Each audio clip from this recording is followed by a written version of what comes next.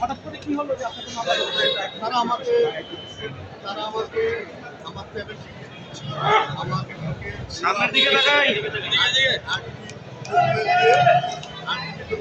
আমার থেকে ফেরত চালাতে কোটি কোটি টাকা আমার থেকে কেটে নিয়েছে, যা স্পষ্ট প্রতীয়মান।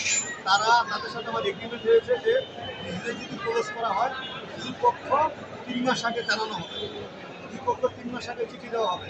তো তারা আমাদের কোনো চিঠি না দিয়ে তাদের জন্য যে আমার স্টক করা পণ্য, বিদেশ থেকে আমদানি করা পণ্য, সবগুলো পণ্য, যেহেতু তাদের সাথে আমি ফৌজের আইটেম নিয়ে বিজনেস করি, তাদের সাথে আমার বিভিন্ন ক্যাটাগরি নিয়ে বিজনেস আছে, তারা আমাকে কোনো কিছু এগ্রিমেন্ট চুক্তি ভাইলেশন না করে তাদের জন্য স্টক পণ্য দিলে আমার গোডাউনের 30 কোটি টাকা পণ্য ইচ্ছা নষ্ট হয়ে গেছে।